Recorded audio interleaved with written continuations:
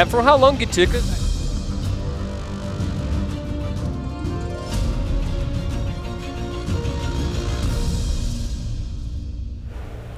Hello my friends, welcome to live coverage of GP Sao Paulo. We are coming out of the booth in Brazil. My name's Riley Knight. I'm joined by the Brazilian superstar, Paulo Rosa. Paulo, it's great to have you along for this quarterfinal of a GP that has really seen some sparks fly. Oh yeah, it definitely has.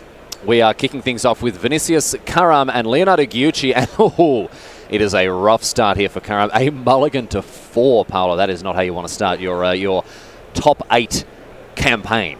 It definitely isn't. And at the same time, people are always like, oh, this is the worst possible moment for this to happen.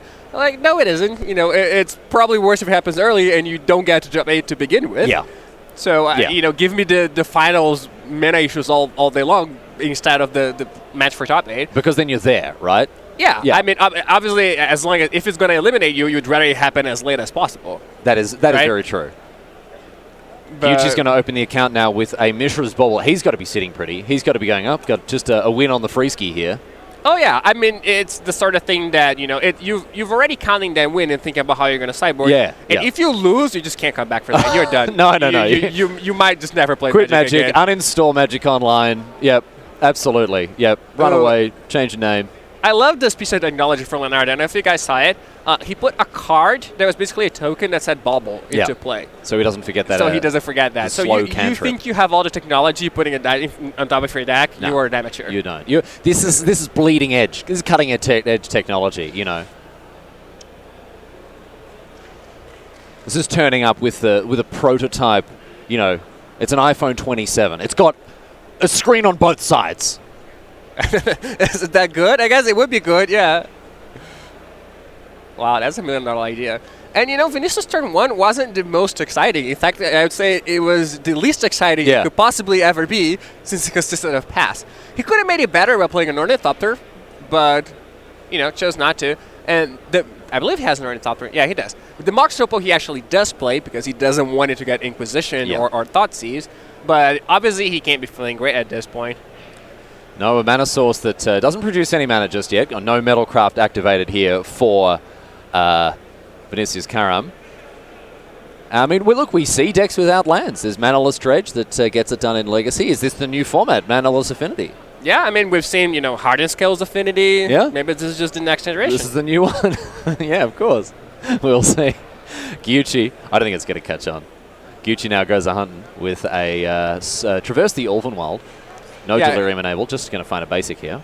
And they really, you know, kind of obvious but still worth pointing out play of playing your Traverse before you attack if you're a Green Flare. Because you don't want to stack your deck, leave a good card on top, and then have to search for a basic with Traverse and shuffle your deck. Yeah. And that is something that people are caught by off guard all the time. I actually have a great story from Alexander Hain.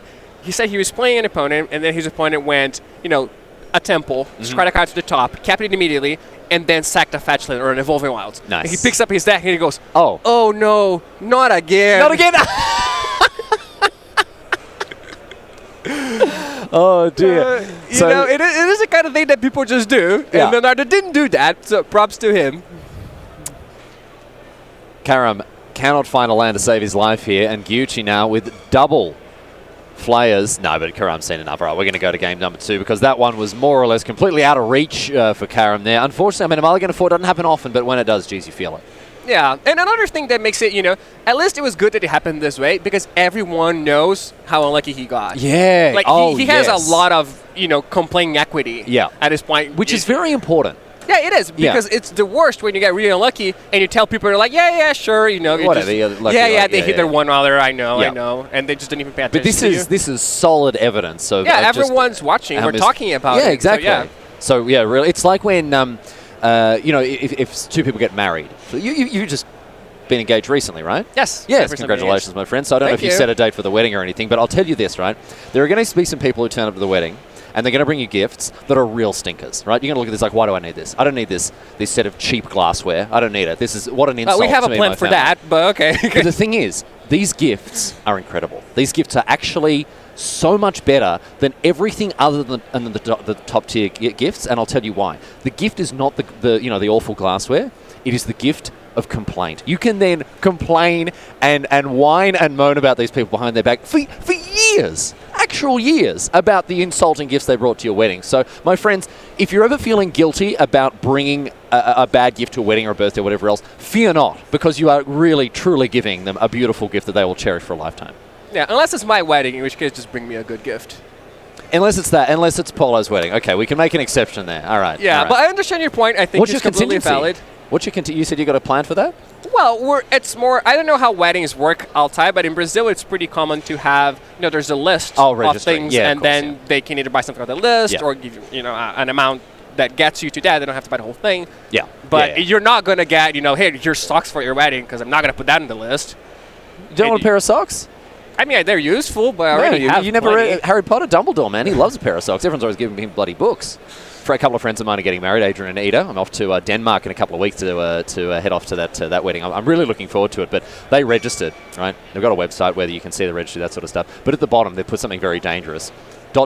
or anything else you think we'd like. Oh, that's a big mistake. Big mistake. And you know what? I'm going to punish them for it. I'm really going to punish them for it, because that's a free. That's an absolute freebie. Oh, I thought you'd like it.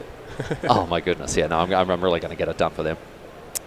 Speaking of getting it done, Leonardo Gucci certainly got it done in game number 1. Let's have a look at what's going on with the sideboard of this gentleman here. Let's kick things off now with Vinicius Karam here. As we mentioned, those 3 copies of Etched Champions automatically included. Really, really good in a situation where you're playing against a heavy removal-heavy deck there. On top of that, I don't see too much. I mean, Whip Flare against small... the smaller Etched Champions maybe against Lingering Souls. I don't know. What are some of the cards that you're looking at here? Yeah, I think I like Airport Aether Grid. It is a card that he has 2 copies. It is a card that is very good against Lingering Souls specifically, and it is also very good against Stony Silence because he just has the ability rather than giving the artifacts the ability, so you can still use it. Of course, we already talked about this. No Stony Silence in Leonardo's deck. And players do have access to each other's deck lists. Yes, they do. But also kills Kataki. And we know there is 1 and 3 copies of Traverse for Leonardo. So I would expect the Aether Grid to be brought in. And maybe Whip Flare as well. It is good against Lingering Souls, and it also kills Green Flare early on. Yeah. Which I think might be important. But at the same time, you don't want to dilute your deck too much if you're Affinity. You still need those 3 artifacts for Mox Opal and for the Etched Champion. Nothing worse than having that champion that it can just kill because you don't have Metalcraft. So I suspect he'll probably take out some number of Galvanic Blasts for those cards, just because of Lingering Souls. But it wouldn't surprise me if he just kept the Galvanic Blast instead, because that also kills the Green Flare, sometimes kills the Tormagog, sometimes kill your opponent. Yeah, can go upstairs for 4, yeah. Very quickly now, while the players deal themselves out their opening hands, we looked at the sideboard of Leonardo Gucci. A couple of interesting ones for him. We mentioned the 1 copy of Kataki's War's Wage, supported by those 3 Traverse the Ulvenwalds. 2 Damnations. I think this is a great spot to be leveraging a card like that. And also, I wanted to get your opinion. I mean, obviously there's a Reclamation Sage, which is going to be brought in, on Maelstrom Pulse. Is it too slow? I don't think it's too slow. I think you bring it in if you have it. I've never liked Maelstrom Pulse as a sideboard card because I think its strength is in how versatile it is. Yeah. So the whole point of the card is that it kills anything, so it's good in any situation. Therefore, it's not really a sideboard card. It's not a power play against anybody. It's just a card that's always good, and that's a main deck card, not a sideboard card. But I would bring it in against Affinity. Oh, no. Oh, no.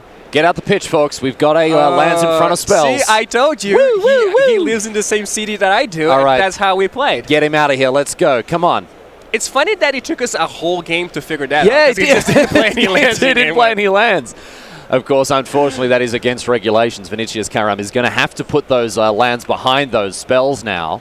Thankfully, we did have common sense prevail, Paulo, and there are very strict regulations in my feature match area. I'll tell you that much. Personally, I'm not telling anyone. Well, he's just absolutely flagrantly getting away with it here. I can't believe this.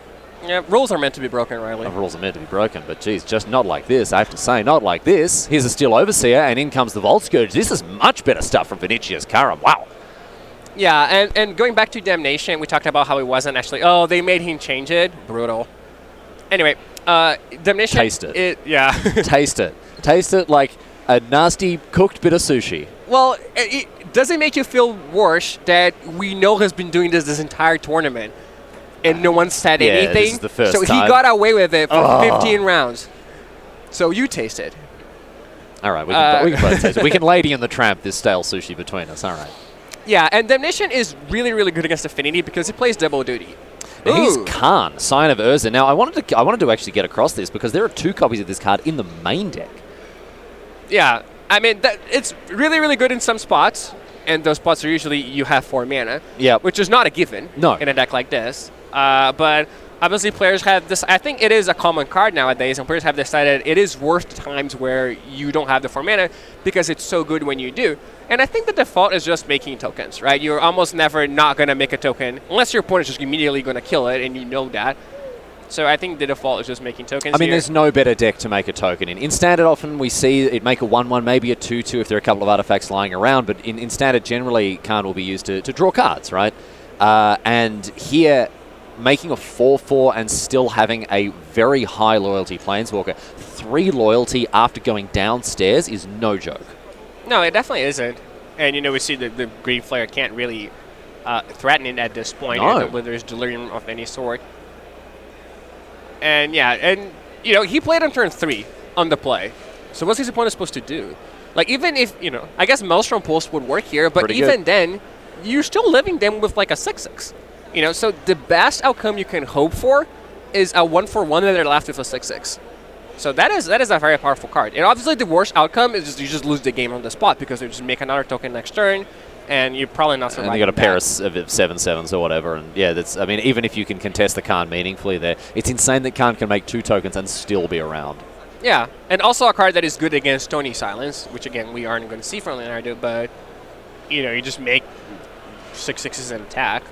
Lingering Souls might be a way to hold off the pressure a little bit here for Gyuchi, but it doesn't look great in the face also of this Steel Overseer, which, let's not forget, is going to make the even the Volt Scourge into quite a respectable threat. Yeah, and I think here, we see that Vinicius didn't attack with Volt Scourge, which I think is a really good play, because he knows if this card survives, he's just not going to lose. This 2-point life swing isn't going to matter. Well, it could be 4 if you use the Silver pre-combat or before damage, but this 4-point life swing was not going to matter. He's attacking for chunks of like 10. And so just making sure he has another blocker for that Green Flare is really important.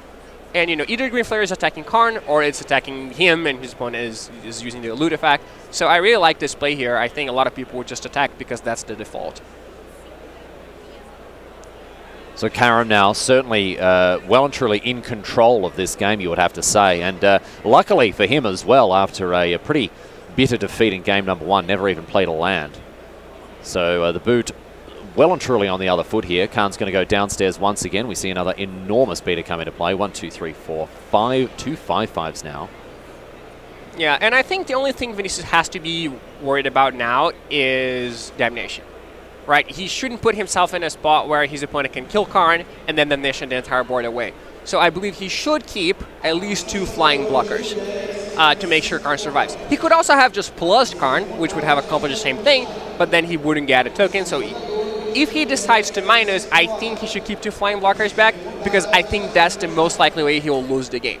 So getting on the front foot here is Karam, and getting in with a couple, well, only leaving himself with just the 1 flying blocker at this stage. He can only activate and block with 1 of those creature lands there. Yeah, at that point, I probably would not have attacked with Volt Scourge, but he is in a very good position. So. We even see a chump block here. No. So 3 damage coming across, or is it going to be an activation of the Steel Overseer? Nope. You should probably just activate it, right? I mean, there's no point in... he's probably wondering whether he activates another Nexus before he does that. Yeah. Which I don't really think he should. Looks like it's actually... wow. I think this card being weaving around all over the place here is Gyuchi. Yeah, it is a frantic Green Flare. So it seems to me, judging on my high-level analysis of their body language, is that Gyuchi thought that damage had resolved and Karam did not. And it looks like the judge is ruling in the favor of Karam here. And now we're going to see some +1/+1 counters placed on all of these artifact creatures. So 5 damage comes across in the air. There should, of course, be a counter on that that construct there as well, the one at the top of your screen. We'll get that fixed, because obviously that's not something that he can miss there. Yeah, for sure. It's not a legal play. Yeah, yeah. And you see it gets pointed out straight away. And the construct grows even larger. Back to Gyuchi now, who's down to 11 already. Wow, where did this come from?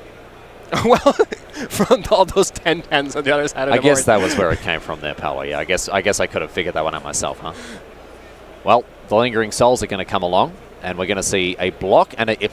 Oh, you should not block here, because if you're getting Damnation, which is the only way you lose this game possibly, you don't want to lose your Blink Moth Nexus. Doesn't look like he's getting Damnation, dude. That's lucky. Lucky. Well, it's going to be a Lingering Souls out the bin instead here. Much less impressive for Gyuchi because, yeah, Damnation really would have evened things up a fair bit. But as it is, untapping. Like, look at this board, right? He has so much going on. He's not going to lose to anything that is not Damnation. It's just not possible. So you, at this point, you're like, okay, how can I lose the game? To Damnation. So what do I do to not lose the game? I try my hardest to not lose to that specific card because it's the only way I lose. And this is a lesson. I think maybe you've got some insight for us here that I think a lot of Magic players could benefit from learning. When you're ahead, there's more incentive to play conservatively, and when you're behind, there's more incentive to take higher risk, higher reward plays. Yeah, because in this spot, he's risking, a fair bit, and not really gaining anything. Because can you imagine the game if that Lingering Souls token just existed and was tapped, or if he had attacked with the Nexus and not with the Vault Scourge the previous turn even, because the Nexus has to animate it, then it will also die, whereas the Vault Scourge will die anyway. So the only difference would be his opponent would be at 1 fewer alive, which is not. It's not relevant at all. It's not worth it. No, of course not. And now Lingering Souls jumping in the way of those construct tokens, and a fatal push on the Inkmoth Nexus here. Okay. Yeah, and the fact that the push went to the Nexus itself, it probably means that, Leonardo understands that it's Damnation or Bust. Okay, all right. Oh, and Edge Champion was added to the board too? Yep. So Karam really just not playing around the 4-mana sweeper. And it's conceivable that Gyuchi has it. He played a Blooming Marsh last turn. Yeah, it's not one of those pots, if he had it, he would have played it. No. Because he didn't have access to 4 mana. So let's see. You got to slam it. You got to jam it. Oh, you got to attack first. Attack first. Does he have the Damnation to follow it up? Oh, 1, 2, 3, 4 mana, and Karam knows what's up. Oh, no! Paulo beat a Demeter Rosa. Gyuchi has completely swung this game around. He has, yeah. And, Karam knows what's up, but that's too late. You should have known last turn. Oh. Or the turn before. Vinicius, Karam, my friend. Yeah. I mean, I understand, the appeal. You trying to close out the game as quickly as possible. But in this case, I really don't think it was correct. He just did not need to eat it so hard to that Damnation. Back to Gyuchi now as we see the creature lands come across here. He's down to 5, 1 poison as well. Yeah, I mean, Vinicius could still easily win this game. Especially with that Resting Piece that's going to stop any future Lingering Souls. Resting Piece is a card that is extremely good against this version of Absent. Yeah. It's very good against a lot of versions of Absent, but it makes Green Flare a 2/2 forever. It shuts down Tarmogoyf forever. It stops Flashback from Lingering Souls. It turns Traverse into a land. So it's a very, very important card for Vinicius here. So Gyuchi now is going to take a bunch more damage from these Nexi. Or is he? Okay. Inkmoth Nexus eats a fatal push. Gyuchi takes 2 more poison, up to 3. 7 more poison remaining here for Karam. And something like a Cranial Plating would be very helpful. See what he can find here as we move back to Gyuchi, who is going to get the chance to filter his draw a little bit. It doesn't stop the trigger, rest in peace, doesn't stop the trigger from the Grim Flayer there. No, it doesn't. And at this point in time, there will be a lot of cards that Leonardo doesn't want, right? He doesn't want any discard. He doesn't want any Graveyard-reliant card. So the filtering effect from Green Flare will be very important because I think Gyuchi has just recognized something here that it's just been brought to my attention as well. I'm not sure that Mox Opal should have been tapped for mana. Well, he animated 2 Nexus with his 2. Oh, so as long as he lands. activated those 2 first. Yes. Yeah. Okay. Sure. I mean, I don't know whether he said that. I think he just went like tap all 3 and then like that. But there was a sequence that allowed him to do that. Okay. Well, that's all right then. That's fine. So across comes the Flayer. Yeah, so at this point, like any Tarmogoyf or Traverse or land or discard spell that you beat is effectively drawing a card. Yeah. which is really, really good. And if you're Paulo, you bin all 3 straight away without even looking at them, which is exactly what Gucci does. Yeah, I mean, isn't that what Green Flare does? Attack mill 3. Yeah. It's pretty good. There's a card from M19 that when it comes into play, you mill 3, and Green Flare is just every turn. Yeah, every turn. It's pretty good. And here's a Liliana of the Veil. I believe that if Green Flare actually just milled 3, it would still have seen playing standard. The card is super powerful. Yeah, sure. Like, if you have Graveyard Synergies, which those decks did, and then it's a 2-mana that becomes a 4/4 Trampler, obviously it will be infinitely worse, but it might still be good enough to see play. Karam, what's he found off the top here? It's a Volt Scourge, going to take 2 to cast it. And he moves down to 21. Yeah, now he can do the activation again. Had to play an artifact in order to use the mana for the Mox Opal. At the moment, 3 artifacts in play. Yeah, he could be stopped by like a Fatal Push here. If you push the Vault Scourge in response to the Nexus activation, then he can't activate both Nexus. But that'd be tidy. Sorry? That'd be very tidy play there. Yeah. I don't even know if he wants to Fatal Push specifically the Vault Scourge, though, because the Vault Scourge is the one he can kill with Liliana. And the Nexus he can never kill with Liliana. So at that point... So Liliana down to 3 loyalty now. Gucci can get another attack in with that Grim Flare should he so choose. And Karam is unable to activate that other Inkmoth Nexus. Right? Yeah, I'm not sure why he didn't attack with it. both. It seems very perplexing. He has no cards, so he's not bluffing anything, and he can't block because he doesn't add mana. All right, well... So yeah, I'm a bit confused. Oh, and Paulo, how do you feel about this? Just all in the graveyard? That's 6 cards. So is that 3 Mishra's Bubbles in the graveyard? Yeah, so 3 lands and then 3 Mishra's Bubbles. You just whacked them all in the bin. You're loving it. Paulo several times this weekend has talked about how people don't bin enough cards with Grim Flare. So you must... It's 6 cards in 2 turns, dude. Yeah, yeah. Oh, I mean, it's impossible to impress you.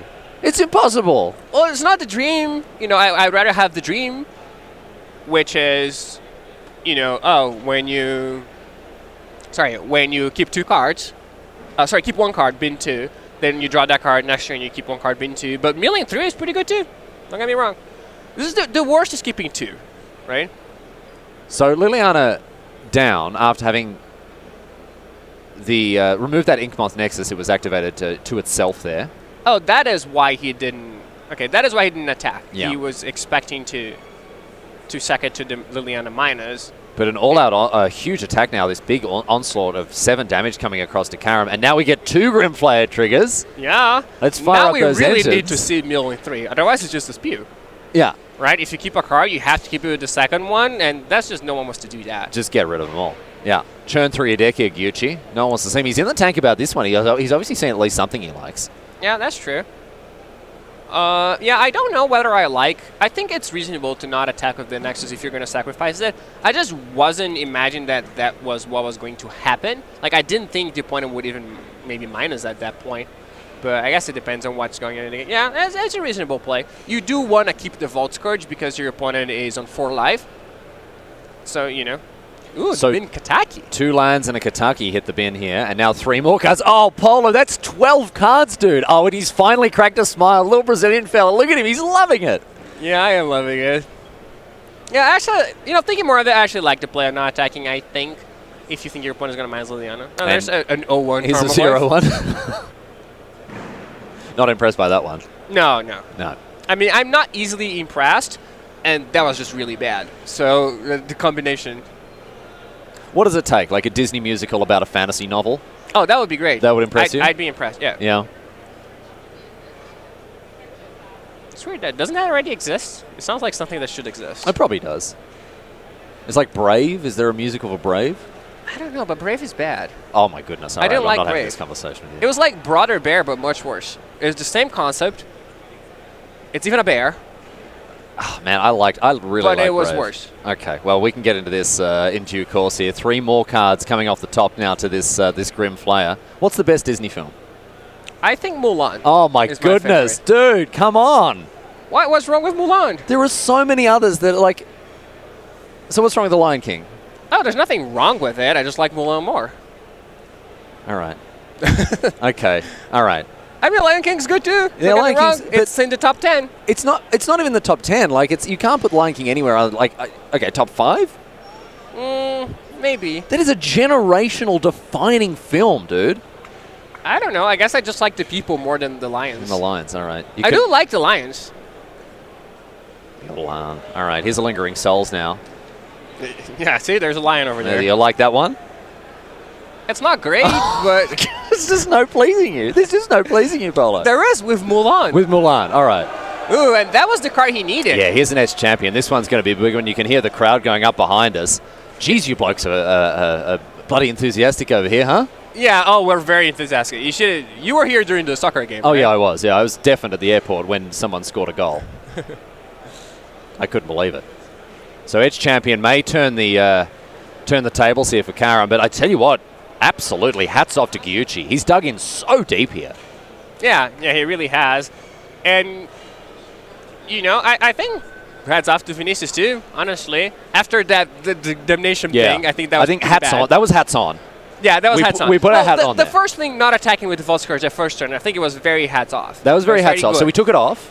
And then put it straight back on for the damnation. Yeah, and now, you know, we can take it back again. We can take it back off, yeah. And it is important to recover from this type of mistakes. You know, everyone makes those type of mistakes. Some are more costly than others. But what are you going to do? Just tilt off and play horribly after that? No, you still have to think about things. So he's done well to rally at least a little bit here. What's Gucci got to work with? It's a Maelstrom Pulse. Hey, look at this. We talked about this card. Yeah, we did. And he's using the mana from the Mox to activate the Blink Bomb Nexus, which turns on Metacraft for Ad Champion. Yep, smart stuff. So that Inkmoth Nexus right now is... Oh, sorry, Blinkmoth Nexus has been animated, even though it's tapped. And so now we see an attack with the little apey ape there and a single spirit. Yeah, the other spirit can't attack, otherwise it's just dead to the champion plus the Nexus. So Karam, can he find what he needs? Off the top, he finds Inkmoth Nexus. Looks like he's going to activate the Blinkmoth Nexus and a rumble in with it. Let's see what else is on the menu. Oh, he's only activating it to for Metalcraft. All right, in it comes. Protection from all colors. A little grey ogre that could. Comes across, knocks down Gucci to 1. Karam on 7. This game poised on a knife's edge here. Tarmogoyf, of course, a 0-1. That Grimflayer, a 2-2. Yeah, and there are, 2 blockers for Karam. So he's only taking 5 damage here. So unless Leonardo has something, he's just dead. I think that Resting Piss did so much work. It really did. I mean, Tarmogoyf is a 0-1. The Grimflayers losing their +2/+2, and a bunch of dead draws as well for Gyuchi. Although he wriggled his way out of finding dead cards pretty well with those Grimflayer activations. He did. But, just the fact that he milled everything goes to show you how many dead cards exactly. Because strictly... Now I think it's interesting. I don't actually know what he's thinking about. I don't know what his card is. It's just like a pretty clear-cut situation, either... You got it or you don't. Yeah. It's 50-50, right? The odds are 50-50. Well, it's not actually that clear-cut, I guess, if he has a creature, because if he just attacks with everything, is Vinicius going to block with one Nexus or with both? Right, because if you block with one and they have a removal spell, you die. Because... Oh, no, you don't die if you just block the token, so you take no trample. Yeah, that doesn't actually work. Made a little bit more complicated by the fact that, yes, both of those creatures have trample, the treetop village and the Grimflayer there. Looks like we're going to see some action from Gucci here. Yeah, what does he have? Black mana. Double black mana. Is it a Liliana, perhaps? It is Liliana of the Veil. That is an answer to the Edge Champion, but of course Karam does have those creature lands to sacrifice to the Edict ability here. Yeah, so he will have to sacrifice, but I think he just put himself dead. Because if Vinicius sacrifices a land, and then assuming Leonardo attacks with everything, Vinicius can just, block, not die, and attack with Edge Champion. He won't have Metalcraft, but he won't need it because there will be no blockers for Leonardo. So in that way, he's dead. And if he leaves something back, Vinicius doesn't have to block at all. Here are the attacks from Leonardo Gucci. In comes the team, the Tarmogoyf remaining behind. Block, activate the Nexus, so it becomes a 2-2. It can target itself with its ability on defense. And we are going to game number 3 here. Vinicius Karam, after what could have been a fatal misstep there, PV, after overextending enormously into a damnation, managed to clinch it at the death there. Yeah, definitely did. And it was well played after that. And I'm trying to think if there was a way to play differently with that Liliana. It was a tough situation overall, but it was really close. And really, that resting piece was, it was the MVP together with the damnation. Can you be the MVP if you lose? I don't know how those things work. Yeah, I mean, I think so. There's been, in Australian football, the Coleman medal is given to the best on ground in the grand final, and it's sometimes given to someone on the losing team. Okay. So using that as our precedent. Damnation and MVP, but then resting piece after that. Yeah, exactly. Yeah. Exactly. Was the slightly less MVP, but hey, still got it done. Paulo, my question for you now: Toy Story. Okay. It's okay. Oh my goodness. I don't hate. It's just I feel like people cling too much to the fact that it was like the first of its kind, and I don't put much value in that. So if you analyze it just as how it stands as a film by itself, okay, all right, not as historic relevance or whatever, I don't like it that much. I do like the third one more. That's what I was going to say. And the second, like we grew up with that. I mean, especially people your age, my age, approaching 30 or already at 30. These films were what. We traced them across our epoch there, like as we grew up, and seeing Andy walk away from his toys in Toy Story 3. I mean, just a card for anything. Are you going to tell me that Are you going to tell me you weren't touched by that moment? Come on, Toy Story's got to be up there. The third one or the first one? Yeah, the third one. That's what I'm saying. Yeah, of course the third one's touching. I think I watched it in an airplane. I was just crying so much. Everyone was just looking at me. All right. Okay, that's all I wanted to hear. You're not a heartless robot. Of course I'm not a heartless robot. Good. All right. That's all I wanted to know. It takes heart to hate things too. It's an emotion. Yeah, right. It's not, heartless people don't feel anything. Yeah, they're soulless husks. I have extremes. I love some things, hate others, so I have a lot of heart. The Frank Carston of the world, Oh, yeah. Have you ever eaten with Frank Carston? Yeah, I have. Have you ever been in the position where you've asked him after a meal, hey, how was that? And he's gone, it was good. It provided me with the necessary nutrients to nourish me into my next meal. Yeah, I've never really witnessed that, but I believe he would say. I'm picturing him saying it. It's well within range. I've borne first-hand witness to that. There we go. Well, we did see Karen pull out a surprising at the death victory. That well, maybe not surprising is the right way, but a very dramatic one all the same. You talked about the fact that Affinity is a Game 1 deck. I think that's established knowledge. We've seen an inversion of that here. It is a bit of a glass cannon list that is very open and vulnerable to hate. But here we've seen it take out a post-board game. And in your mind, it is slightly favoured because of cards like Edge Champion. Do you expect that to continue now into game number 3? Can we give Karen the slight edge here? Oh, for sure. I think, the cards that were good in Game 2 are still going to be good Game 3.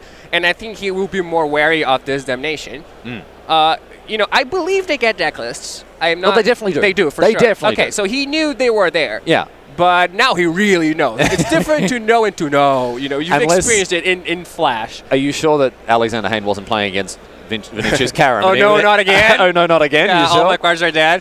I mean, I'm not sure, but... All right, well, we'll see if Karen has learned from that particular mistake. But look, ultimately, he did win the game, and sort of, if you want to put it in these terms, justice was served because he was certainly well and truly ahead when that damnation was cast. He didn't need to walk into it, and this is something that's really important to there's no excuse. I don't want to come down too heavily on this guy, but 15 rounds of Swiss, incredibly mentally taxing over 2 days. It's like he sat 2 exams essentially. I don't know how forgiving we can be of a mistake like that, really. I mean, let's remove the person from this. We're not having a go at Karam. It is known that in black-based mid-range decks like Abzan, Damnation is a post-board card, whether you have access to the lists or not. I don't know how excusable it is to walk into it in that way. And sometimes the kind of thing, if you don't know that they have it for sure, you can kind of forget about it in the heat of the moment. Oh, you just drew 0 lands your first game. You're like, whatever, this sucks. And they were like, ooh, turn 3 Karn. I'm winning by so much. And, it is the kind of thing that you could get caught up with. But again, I don't think it's very excusable because in a moment like that, you really have to be thinking, how can I lose? Right? There are 2 mindsets. That's what I want to come back to. When you're heavily winning, you're like, how can I possibly lose? And it has to come to your mind, right? You're like, I have 30 power in play. How could I possibly lose? Well, is there a card that removes all my 30 power at once? Yes. So is my point of playing that? Also, yes. Looks like, sorry to interrupt you there, Paulo. It looks like there's a bit of a break in the proceedings here on our first table. We are going to switch over to our second table. This was the matchup we mentioned here between Sebastian Pozzo and Breno Magalhães here. Ironworks, KCI combo, playing off against Red-Green Eldrazi. Looks like we're well and truly into game number 2, and Pozzo, the classic play, he loves to do this, blow up or attempt to blow up his own Darksteel Citadel to gain some life. Yeah, it is his signature move. And, you know, in other matchups, we've seen Nature's Claim against Burn, for example. Yeah. It kills Eidolon, it can kill Resting Peace, Stony Silence, and also gain 4 life. So it's a really, really good card. I'm not sure what it's actually killing in Breno's deck. I know he has, you know, Relic of Progenitors, and Denting Sphere. So those are the 2 cards he can kill, but of course he also gains 4 life damage if you need it. And Red-Green Eldrazi is a very aggressive deck. So you characterize this deck as being a sort of stompy deck, right? It's not necessarily all in on Eldrazi. Eldrazi's just the best tools for the job thanks to Eldrazi Temple. There's no Dragon Temple, as we talked about. Yeah, unfortunately. Unfortunately. I'm sure that many tears have been spilled like that. If you could, what tribe would you give a temple to? Oh, Fairies. Oh, of course. Fairy Yeah, that was easy. You know, I think as far as, you know, how broken a card would be, the Dragon one would be one of the closest to being, you know, good but not broken. Yeah, I agree. Because all the dragons are expensive. They all cost 4 or 5. If you were casting a 6-mana card on turn 5, it's very different than casting a 2-mana card on turn 1. Yeah, like a Bitter Blossom turn 1 or something like that. Yeah, something like that. Yeah. You know? But I don't think Fairies would be the best either. I would just enjoy it the most. Yeah. If I had to think what would be the best, why don't they heavily play tribes? You know, like elves, goblins. Human Temple would be. Oh, Human Temple would be absurd. Bonkers, but is it any 2 colorless? Then it would be very bad. That'd be very bad. It would be interesting to see how people actually build their decks. I mean, because Kessig Malcontents would all of a sudden be like a lot more achievable, you know, the higher end creatures. But even things like the ones that they play, Mantis Rider, Reflector Mage, they'll be very bad. Yeah, it wouldn't do anything, Yeah. Oh, well, there we go. A puzzle for R&D to work out there. I'm waiting for Night Temple. Yeah. Oh, Night Temple. Yeah. What is the best temple that is not broken? That is an interesting question. I think Dragon is a really good one. I think Dragon would be a great puzzle for people to solve here.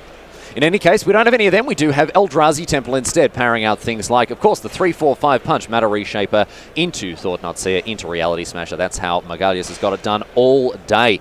I tell you what, we've kept that seat warm for him in the feature match area. He's barely had his bum out of it throughout the entire day, and he's been just on a tear, winning and winning and winning, and finishing up 6th in the standings. A great effort from him. But Sebastian Pozzo, I mean, this bloke is not to be underestimated. A previous constructed master. Oh, yeah, definitely. I mean, he's played Worlds. He's done super well. He's not in good shape there, though. No. And we are actually going to move back to table number 1 now, as it looks like we're ready to rumble on that one there. If we get a chance... That was anticlimactic. It was probably the last turn of the game, but... We are going to move back to table number 1 now and see things conclude between Gyuchi and Karam here. Looks like Karam had to step away from the table, but we are ready to rock and roll here. And Gyuchi's going to kick things off now with an Inquisition Kozilek. He put it straight in the graveyard. How do you feel about that? Not a fan. Yeah. You know, much worse than Lands in Front in my book, but surprisingly acceptable by the community.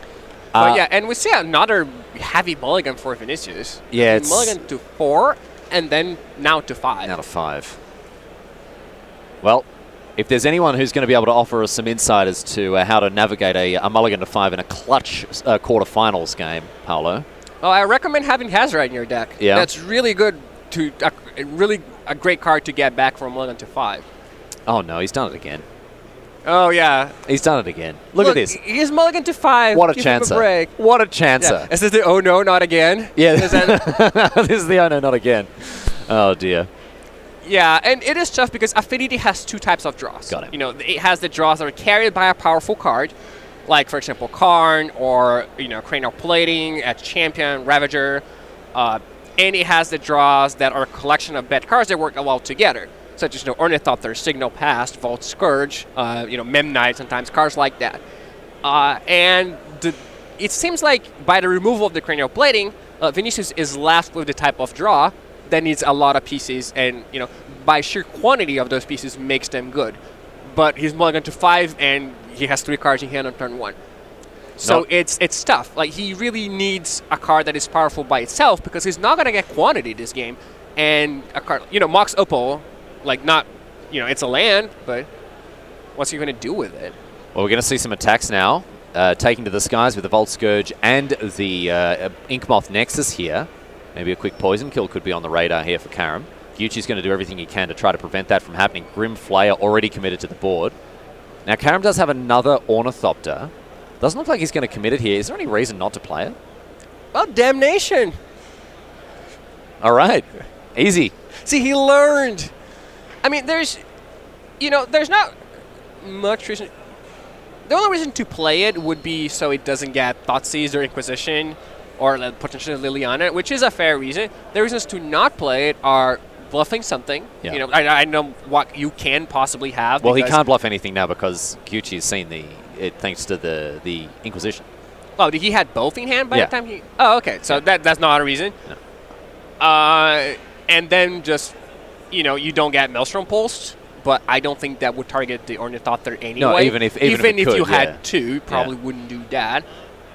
Yeah, I think, it's reasonable that if you're Leonardo, if you don't know what that card is, you think it's just a blank, because any good card would have been played. So that would protect it from this card in the sense that if Leonardo has the choice between casting this card or casting literally anything else, he'll cast literally anything else. So that would protect it from this card. But given that he knows it's Ornithopter, he knows if he wants to cast the discard spell or not. So I don't really love keeping it. It does work against Pulse and Damnation. So, but I mean, he's going to untap, play Damnation, Temple, and then play Damnation. That's not how it works. And as we see, looks like Grim Flayer has put only one card in the bin again. Gyuchi kept 2 cards on top. Your least favorite, the darkest timeline for you. Yeah. It's okay. He's doing fine anyway. Yeah. He has some leeway. Yeah, he's well and truly ahead of this one, you would think. Karam a little short on resources. What that Ornithopter not being played tells me is that Vinicius took out Master of Ethereum from his deck. Okay. Because if you have that in your deck still, and you don't play that Ornithopter, you could be giving up a point of damage. If you draw a Master, you can't attack. That's what I was thinking, because even on something like this, like a Steel Overseer or even a Signal Pest, would still mean you can cast the Ornithopter safely next turn. But yeah, the Master of Ethereum is a reason to play it there. Yeah, so we have to assume he boarded them out, which I don't think is unreasonable. You're bringing in at Champions, which also costs 3. But then you're giving that information to your opponent. That's true. I don't know how deep someone would go. Maybe not as deep as you. Well, also... Would you figure that out if you were sat there? Not in the commentary booth here with, the easy breezy lemon squeezy company of Riley Knight. Would you, if you were sat in the hot seat there, would you have figured that out? I don't know if I would think about it. Yeah. But I guess I would just assume they took it out anyway, because that's what I believe people do a lot of the time that they're bringing as champions. And I would think, my opponent just didn't play Ornithopter because of Maelstrom Pulse or Damnation. I don't think I would think that if I was. I don't think so. We could just, for all I know, he could just draw a Master of Ethereum right now, and I'll feel foolish, but I don't think that in the game I would think about that.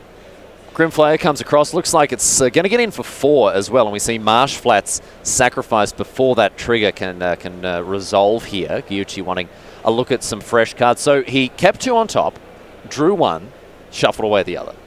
Your thoughts, PV? I mean, if you know you're going to shuffle no matter what, then I'm fine with that. Yeah. I guess if you would rather have the card in your library than in your graveyard, which I can't imagine is true for many cards. So, yeah, I'm not a fan. I would rather just put it in my graveyard, almost regardless of what it is.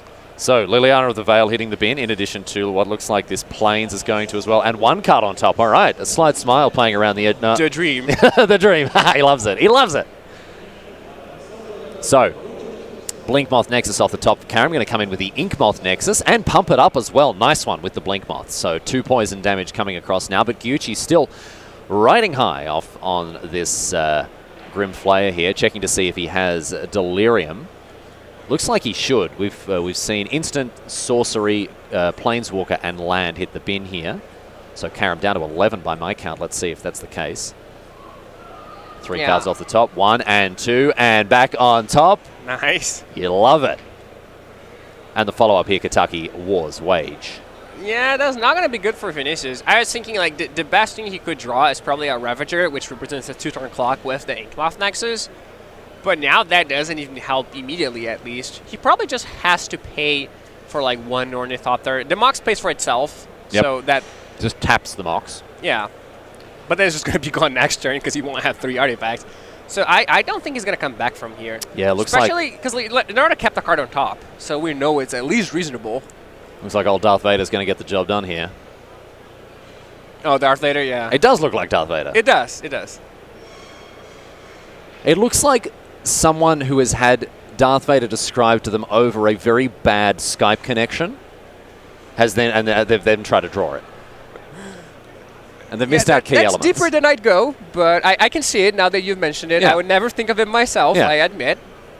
It's like a giraffe is just someone who tried to draw a horse but didn't quite understand what they were getting themselves into. That one is harder for me to follow than the Darth Vader one. All right, but I'm going too deep. They're so big. I'm going too deep. The giraffes. Have you seen a giraffe? They're huge. I've seen they're very big. Do you know how many neck bones a giraffe has? Humans have 7. How many do you think a giraffe has? I mean, based on your question, I'm going to say 1 or 0. Nope, they have 7 as well. And that is the end of the game here between Vinicius Karam and Leonardo Giucci. Karam, unfortunately for him, going down 2 games to 1. Giucci with Abzan Traverse. And Paulo, we had a couple of twists and turns there with obviously Giucci, well, really capitalizing on the stumbles that Karam made there. Mulligan's ultimately enormously punishing for Karam. Oh, yeah, for sure. And, when you're playing against a deck like, Abzan, it has a lot of spot removal, a lot of discard. Mulligan is really punishing because they take your best cards away, you're left with nothing. Back to giraffe facts, just very quickly. So I think most mammals have 7 vertebrae. I'm very ready to be wrong about that, but they have just enormous vertebrae. Their hearts are also absolutely massive because they have to pump blood all the way up to their brain. Okay. Yeah. Giraffes are fascinating. I know a lot more giraffe facts. If you'd like, you can subscribe to Riley's Giraffe Facts. Maybe I'll post some of them on Twitter. But right now, it's all about Jose Paredes and Fernando Gonzalez. Both of them on Mardu Pyromancer. Certainly been a deck to talk about this weekend. It's really put up the numbers. The only deck to have to feature in multiples in our top 8 here. And looks to grind the opponent into the dust. In the mirror match, Paulo, what are some of the cards that are probably the most important? I think the most important thing, like everything is going to trade, right? Everything is discard spells, removal spells. So the cards that do something even if they're killed are the cards that are good. So Lingering Souls is amazing because it will take like 4 cards to kill, or at least 2, depending on what they are. Bedlam Reveler is amazing because even if he dies, you draw 3 cards. Young Pyromancer is amazing if you can play it and play a couple of spells at the same time. So this is a matchup, for example, where I don't think you ever just play a turn 2 Pyromancer if you haven't seen their hand yet, because it's just going to die. Those decks are 20 removal spells. So it's better to be patient, wait for like turn 4 or 5, play, make 2 tokens, then you don't care if it dies as much. So this matchup is almost never going to be won on speed. It's going to be a very grindy game, and you make sure you want to prepare for that. So I would say Lingering Souls and Bedlam Reveler as the 2 most important cards. Kulligan's Command returns Bedlam Reveler. Liliana of the Last Hope is an amazing card here because it kills all the souls and also returns Bedlam Reveler. So basically, any guaranteed value engine, any card that is or not an engine necessarily, but any card that is going to immediately gain you some value. Because again, this deck is just about 1-for-1s, right? It looks to use hand disruption, cheap removal, and then relies on Young Pyromancer and Bedlam Reveler to gain value. So any card that immediately negates that 1-for-1 game plan the opponent's trying to play is straight away going to put you ahead. Yeah, I believe that is how this matchup should play out. I just don't think it's feasible to, kill someone quickly, for example. Oh, that was an Inquisition? Okay, yeah. I would definitely take down Liliana, too. Paredes with a nice full grip.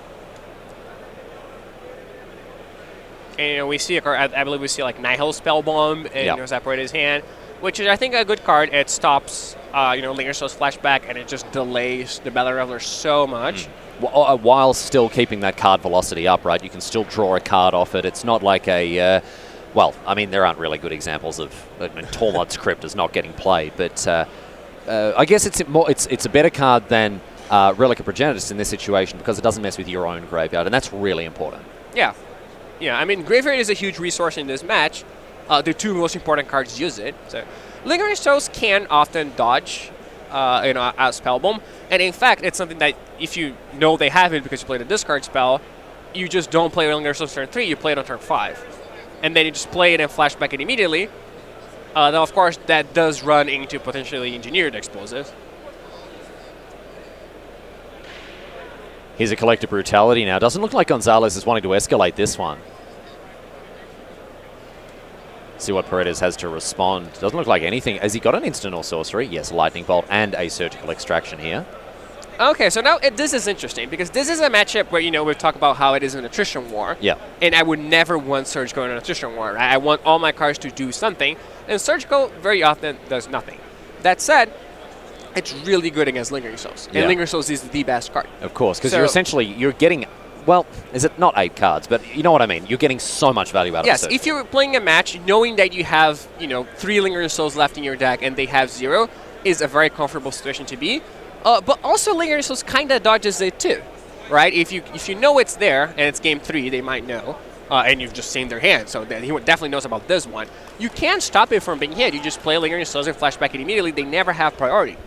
Yeah, right. So I don't know how much of a card, how good of a card it is. It is also good against like Kolaghan's Command. If they're like Kolaghan's Command, Battle and Reveler, they are like, well, take your Reveler, and then also take all your other Revelers, which is, I believe, the other most important card in the match. Yeah, so feels like one of the mirror breakers for sure. Yeah, if you're hitting Reveler or Lingering Souls, love it. If you're not hitting either of those 2 cards, hate it. Yeah. You see, love or hate. Love or hate, and you got to have a heart. You got to have a heart to hate. Yeah, of course. That does feel like the kind of quote that would be put in a sort of loopy typeface across like a picture of a sunset, right? Well, I will sell the rights to it. Yeah, and aunts around the world will be posting it on Facebook in very short order. There really is a magic card for every word that you think of, right? Every time we talk about anything, there's a viewer card in there. Just the word. Lucas is all over it. It is amazing. He's doing a great job. So Paredes now goes hunting with this Marsh Flats. See what he's interested in. Looks like he's weighing up the idea of getting a Sacred Foundry. Yes, indeed, that's the play.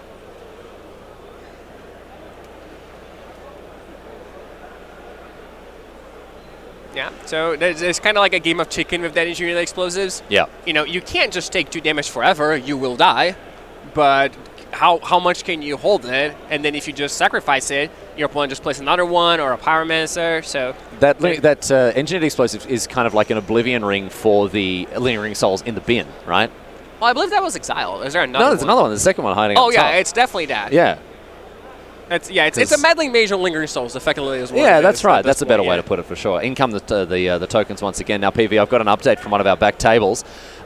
Tiago Casasanta, playing Tron, has, unfortunately for fans of truth and justice around the world, beaten out Daniel Cacheta on Amulet Titan. So Tron advances to the semi-finals and will meet Leonardo Giucci on Abzan Traverse. So it's looking good for Tron fans around the world.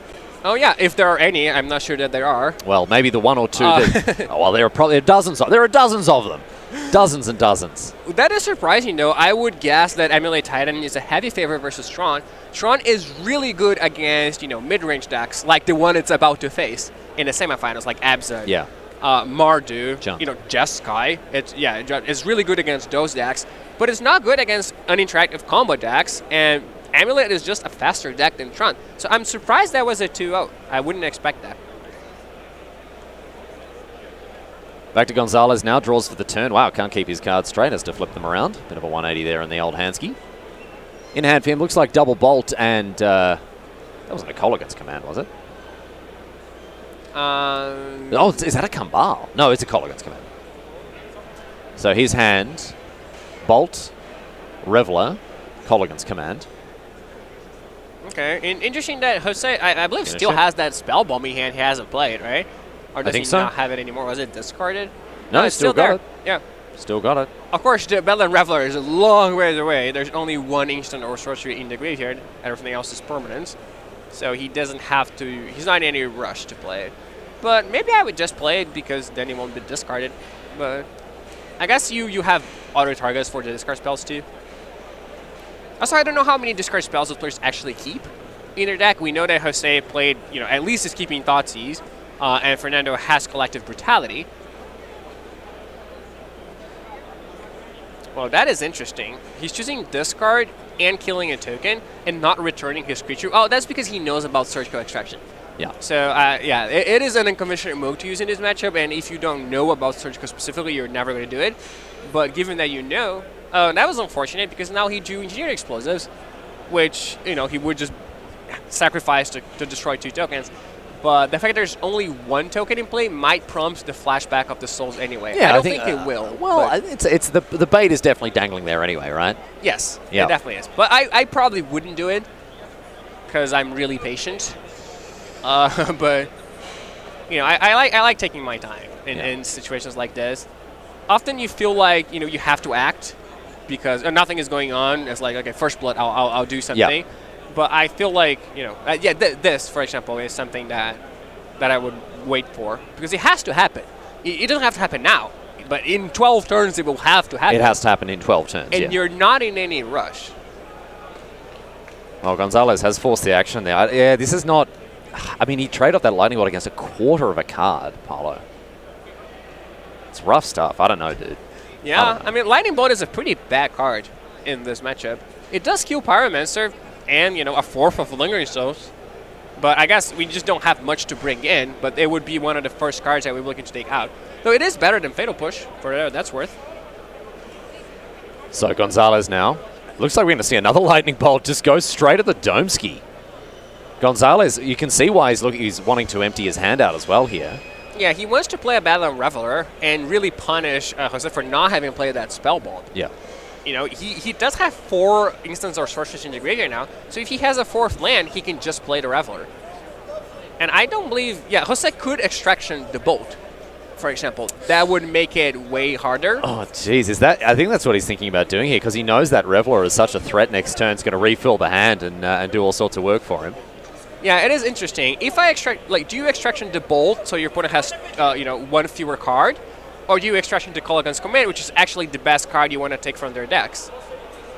I think at this point you probably just get Bolt, but you don't take them from your opponent's deck.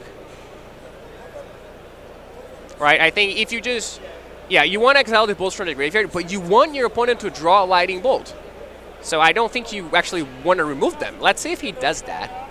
It's a choice, right? You don't have to do it.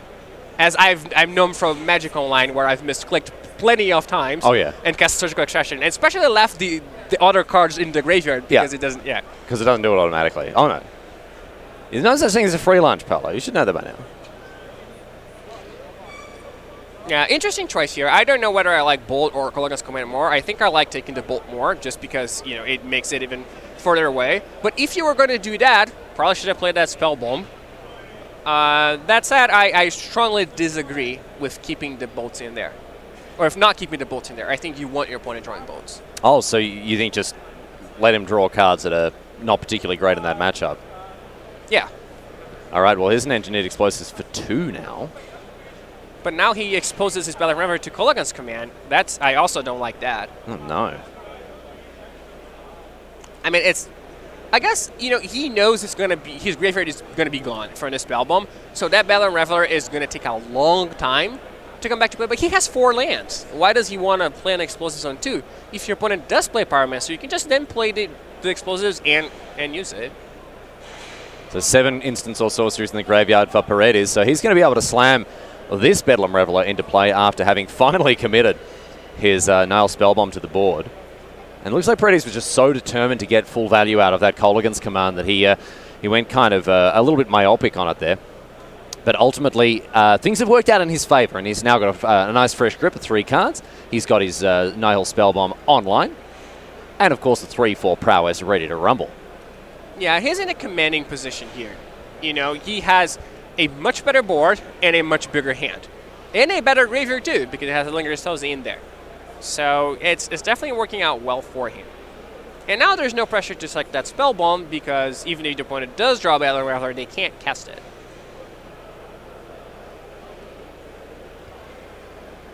So Paredes, you'd have to say, in a commanding position, does have a Lingering Souls in hand, 1 in the bin as well, and he removed that Engineered Explosives with 0 counter, so he is free to get those Lingering Souls tokens back onto the battlefield. Exiles his opponent's graveyard, draws a card. It's all coming up Millhouse. Let's see what's next on the agenda for Chef Millhouse. Is Millhouse his first or his last name? I've never been a Simpsons fan. First? I've never been a fan of The Simpsons. I mean, they don't call anyone else by their last names, so I have to assume it's his first name. All right.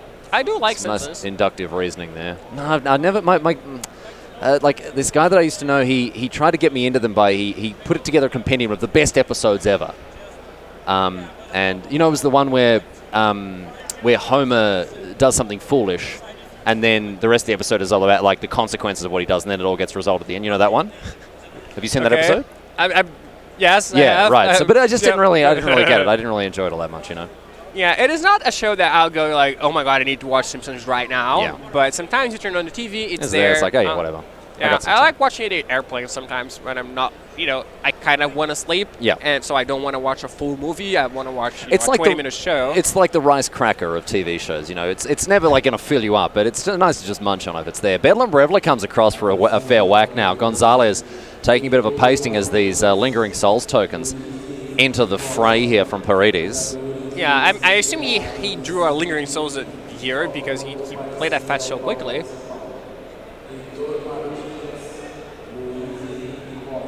Yeah, I don't know. It's not looking good for him at all. Like, even if he does have Lingering Souls, he's still in a bad position. But that is the one card that could actually get him out of it.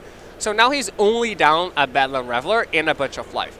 Right? I think all the tokens will trade with each other. He'll take a hit from the Reveler, and then he has to hope that he draws an answer to the Reveler, and that his opponent has nothing. But we just know that's not true. We just saw him draw another Bedlam Reveler. So this game is pretty locked up. And I think it really hurt him to play that Explosives for 2. Yeah. You didn't really need to. I mean, what is just that? Have it for 0. Just young Pyromancer? Yeah, I believe there's only young Pyromancer. No, dude. Yeah, that doesn't seem great. But yeah, I think just hold it in your hand. So Gonzalez shields up behind that Lingering Souls, but I don't know if it's going to be enough here for him, Paulo. Yeah, he casts a Fateless Looting. I guess he has red lands anyway. He can play the Bedlam Reveler regardless.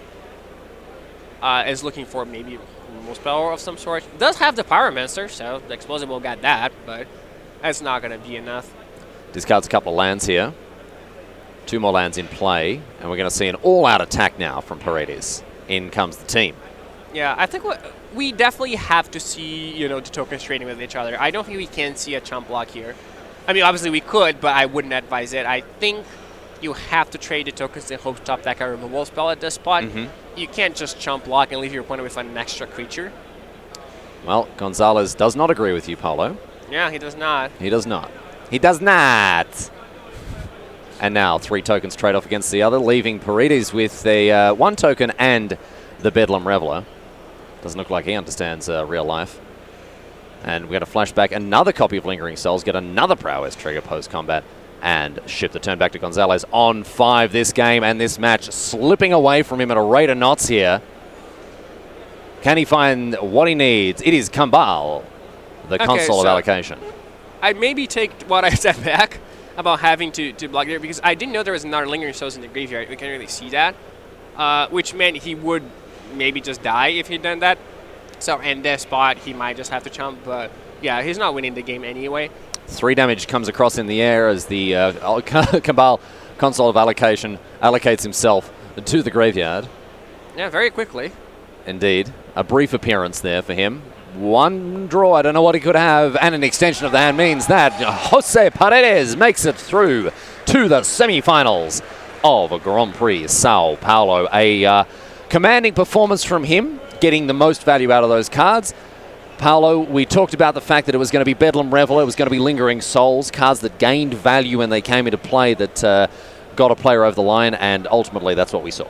Yeah, and I'm really surprised that Sebastian Pozo won that game. The one that we watched briefly. He looked like he was in a really bad position. He was miles behind. Yeah, and then he won. Unfortunately, we don't know how. It looks like he's about to win this one too. He's in a great spot. We've seen Pozzo go off a couple of times throughout this weekend, and he's looking to do it here again. He's got the KCI. He's got artifacts to sacrifice to it. He's got a Mere Retriever, and maybe even a Scrap Trawler in hand. Didn't get a good look at what's hanging out the back of his hand there. I don't think he has a Scrap Trawler. If he does have that, he just wins the game, right? He has actually established a full lock. Here's the Mere Retriever. But, I mean, he has a Wellspring that he can sack to draw a card. Then he can sack the Mere Retriever to return the Wellspring and then draw 2 extra cards. Then he has a Star that also draws a card. So he's going to dig pretty deep here. Mir Retriever's looking to bring something else back to life instead here, and it's going to be a scrap trawler. There is a scrap trawler, okay. There we go, one in the bin. And I don't know what the last card in his hand is. And we'll get a good look at that. 3 mana. Here's the scrap trawler. And now we can start to see the fireworks start to pop off. Yeah, it's still not infinite, but it will draw a bunch of cards. Ichor Wellspring. Gain 2 mana, draw a card, bring back Terrarion. And PV, something you mentioned that is a helpful little rule of thumb here. With a KCI out, essentially all the artifacts have their cost lowered by 2, which can then mean that they gain mana. They can actually net mana when played. So, for example, this Terrarion now, instead of costing 1, actually gains you 1 mana. It nets a mana. The exception to that being Mox Opal, which gains you 3 mana. Yeah, and another Ichor Wellspring for Pozo here, and each Ichor Wellspring, like if you just look at it from, there's not a lot in the graveyard right now, but Ichor Wellspring is free, right, because it costs 2, and sacrifice for 2. And it draws 2 cards, so it's free, draws 2 cards. Yeah. But then it also returns Chromatic Star or Terrarion, so it's kind which is plus 1 mana and plus 1 card. So Ichor Wellspring is effectively plus 1 mana plus 3 cards, right? It's pretty good. Yeah. For 0, yeah. If you have Mox Opal, it's plus 1 mana plus 6 cards. So... 6 Sorry, the opposite. Yeah, plus 6 mana plus 3 cards. Yeah. Wow. I was going to say, Mox Opal's a lot better than we thought. No, it adds 3 mana. It doesn't add any cards. So, yeah, you still at 3 cards, but you do have 4 mana if you have a Mox Opal. This deck has really exploded onto the modern scene here. You can see Magala's trying to get involved, at least in a little bit. It reminds me of Stanislav Sivka's win in the Modern Pro Tour with Eggs. Who's he playing against? Yuya Watanabe. It was Yuya, yeah, that's right. I knew it was a Japanese pro. And Yuya's there just trying to be involved, helping him out with the dice for his mana, that sort of stuff. I mean, what can you do, right?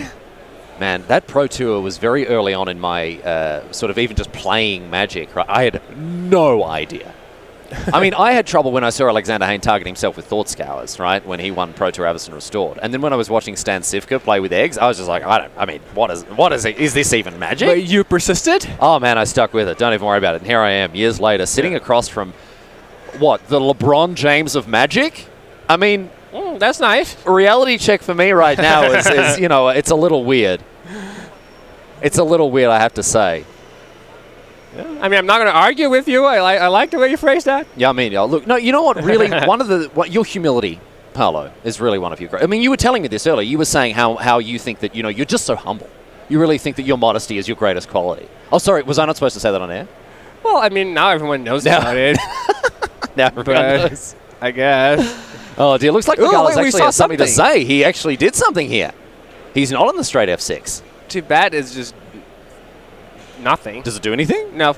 No, okay, absolutely not. False alarm, guys. False alarm. I mean, it removes a mana from Pozo, I guess, because he has to replay the Scrap Trawler. Yeah. And, he gained 2 mana by sacking it, return to Mir Retriever. Mir Retriever pays for itself, so that's fine. So it's basically one mana. They lose a mana. That's, fair exchange. Little mosquito bite on the side of the leg there. He's going to slap that one down. And here's Mir Retriever coming back, of course. Yeah, and I mean, it would be almost impossible for a person to lose from this position, especially because he's not even dead if he doesn't win. That's the thing about KCI, is that if you're playing a deck like Storm, right, and you go off for 10 minutes and you fizzle, you're usually left with 0 cards. And a very red face. Right, yeah. But this is not it. He's just, he still has a stacked graveyard, which is a great resource. And yeah, even if he doesn't win now, he can just win next turn, but it looks like he's in pretty good shape. Very, very difficult to disrupt the resilient and powerful combo of KCI. The best way to do it is with wide sweeping answers. Stony Silence is your best friend. And if you're playing a white deck in Modern, this card needs to be in your 75. If you're not playing a white deck in Modern, play a white deck in Modern. I honestly don't think that's bad advice. There are so many decks that you can pivot to. If you're playing Junk, just play Abzan.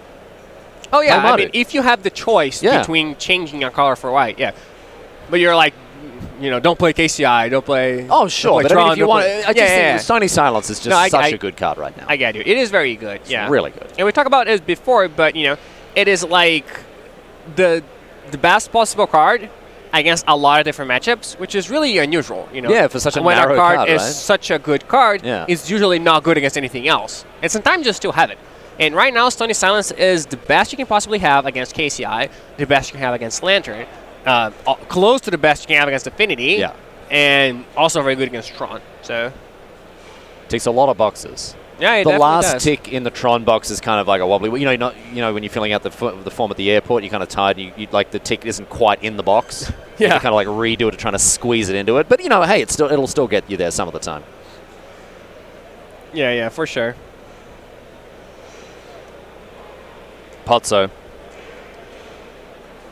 very slowly but surely making his way through this. Gonna play a Duckstill Citadel. He hasn't played a land yet? Hasn't played a land yet. Okay. And he also has 1 energy. Oh, that's dear. nice. Yeah, apparently. I don't know where that came from. Yeah. Aether Hub. Oh, of course. There it is there. The Aether Hub. Yeah.